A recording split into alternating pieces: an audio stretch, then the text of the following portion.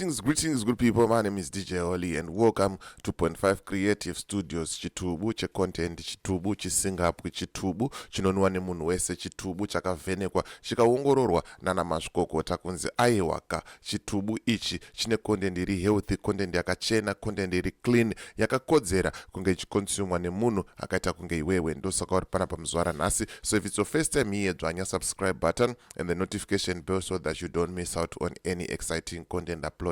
Kana wangu wagara uri mugaro wepanapa dango kutenda nekuti sei nekurumidza kubhadhara rendi. Thank you very much for supporting 0.5 Creative Studios. Right, nyaya idzi takambodzitaura kudhara ende toramba tichingodzitaura kuti vanhu ava havaite zvedenga, vanhu ava havaite zvekunamata, varipo pakutsvaga mari. Handitika zvamanje manje ndine umbo hwandinawo hwandakubatirai kuti vaMagaya voita part yemudzimai wavo mushure mekunge bodyguard, mukomana wesecurity,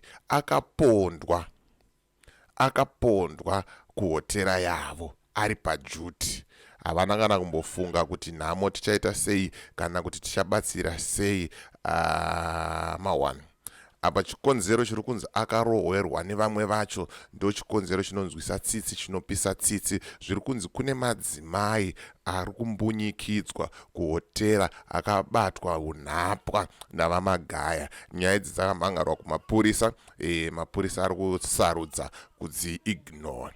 Ndonyaya yandiri kufamba zvamunayo zvamanje manje yandava ndikuratidzei, ndikuonesei kuti idzi imbavha idzi, havasi vanhu vechechi ava, havaite kana chinhu chimwe chete chani chedenga. Handitika but tikazvitaura isusu manje zvochinzi uyo mamuona uyo ari kutsvaga content, ari kuita sei, but tichitokuonesai zvinhu zvamunenge musingaite sei, zvamunenge musingaona. Handitika right. Ndisati ndapinda munyaya yangu iyi zvizere, ndiri kutaura izvo kuti kana une bhizimusi raunaro rauda kushambadzirwa, ndibate namba dzangu ndo dziri paskrini idzo. Kana une nyaya yaunayo yaurida kuti ndifambire futi, ndibate futi pasame namba idzodzo. Handitika ndine imwe futi nyaya yeimwe n'anga, n'anga hombe yandiri kuda kufambira yandichauya futi nayo futi panapa. Handitika mira inongopedza kuifambira ndandauya ndandakuratidzai, hazvina kunaka zvinhu zvakadaro. Ende kana muchiona tiita mavideos aya tiringopanana chenjedzo kuti tizive kuti muonewo kuvhura hananzi simbi inorodza chi,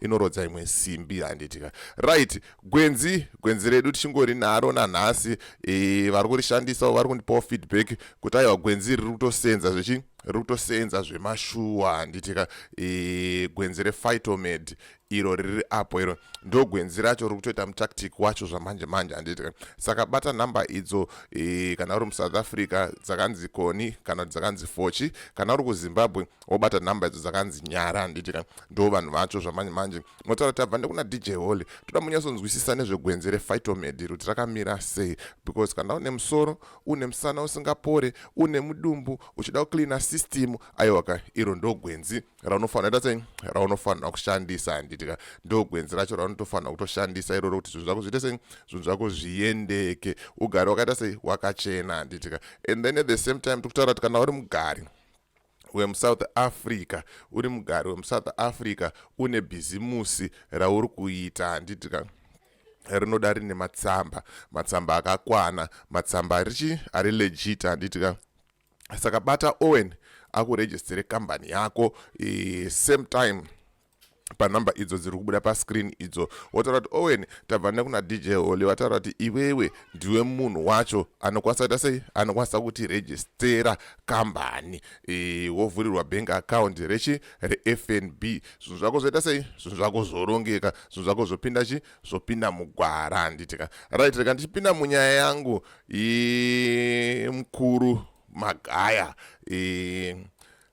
vanoziva ende vanofollowa channel inoi, you have seen a lot of videos atakaita tichiexposa mukuru uyu nenyaya yake iyoyi yaanenge achiita yekubira vanhu mari, yekumbunyikidza kodzero dzevanhu. Ukada kungoona Magaya is just another version yani yamadzibaba Ishmael, nekuti same same WhatsApp group vanhu vacho ivava handitika but zvamagaya manje zvinozoiswa chirungu mukati zvobva zvaita kunge zvanyanyora sei zvanyanyoshamisa kudaro handitika but pafeya chaipo aiwa hapana handitika rega ndikuratidzei nyaya yacho iyi iri panapa iyi mozvionera mega kuti iyi itori nyaya yechokwadi handitika haisi nyaya yekumbonyeba kuti hanzi honai vamagaya vachikanda pati mushure mekunge bodyguard ravo ratemwa nematemo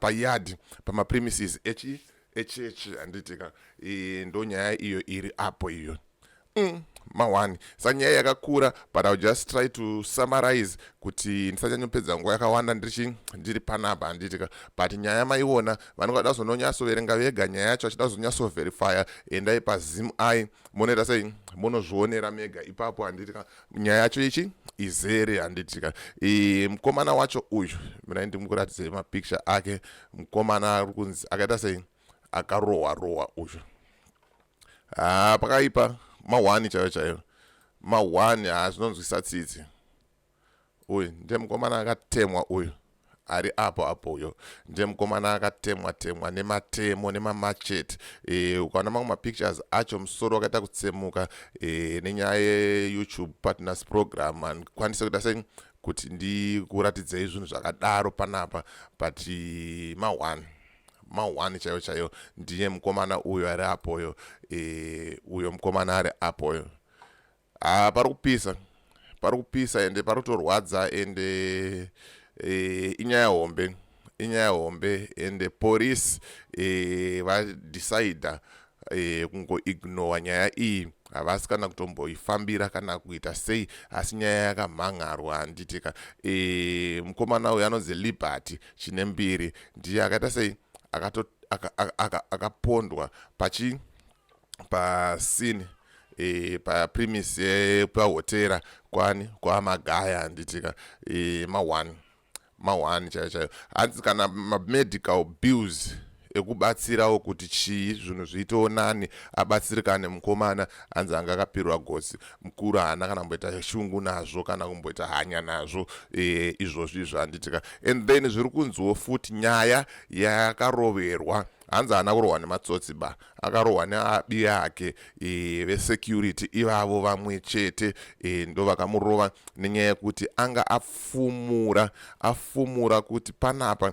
pane huori pane zviri kuitika pane vakadzi nevasikana vari kumbunyikidzwa vari kubatwa munhapwa vachigara panapa hanzi akalika information exposing mufundisi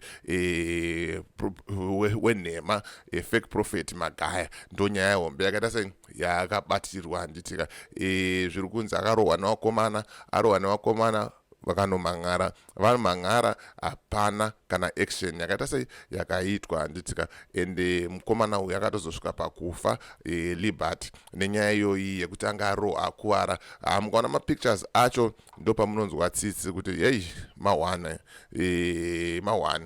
mawani chaizvo handitika apa aitongopomerwawo mhosva yekunzi hanzi vari kufungidzira kuti ndiye akalika information yekuti pane zviri kuitika pahotera yemunhu waMwari kuti hanzi kune vakadzi variko vari kubatwa nhapwa vari kushungurudzwa nemunhu waMwari same skill iya yamadzibaba Ishmael iyaye ndo yakaita sei yakarohwerwa mukomana uyu hamena kuti munoonawo sei nyaya yakadai so kuti munhu waunoziva bodyguard rako resecurity munhu waunoziva wautowirirana naye mushandi wako let's just say mushandi wako ofirwa wodecida kuti aiwa rega ndimboita pati yamadhamu ndichisiya kumboatenda kana nhamo kana kubatsira hanzi kana mamedical bills haana kana kumbobatsirwa mukomana uyu ndo type yevanhu vatiri kudhila navo zvamanje ava ana Magaya makaona kuCape Town musuno kuchivharwa nevakomana vanhu vabhaizwa vavharwa mari dzakawanda nyaya dzake mukomana ukadzigugula unodziona but ndo recent iri kupisa zvamanje kuti munhu asarudza kuita pati achitadza kuenda kunhamo ndaramo yemumwe wake, yemushandi wake, mwana wesangano waaibata naye. Mawana hamene tunoti chinazo, isa comment section, and then wotaurawo mafungiro ako. And don't forget, nhasi ndine exclusive interview yandinayo naEndi Muridzo, ndichauya nayo panapa mozvinzwira omega kuti ari kuzvifambisa sei, and what's the relationship between him nasekuru Tashu, because mazuva ano tingomuona vari vese nani nasekuru Tashu handitika. Saka make sure waita the subscribe button and the notification bell so that you don't miss out on any exciting content uploaded. So as for me, DJ Holly, and the rest of the crew behind the scenes, it's bye for now. Ngatisangane muvideo rinotera.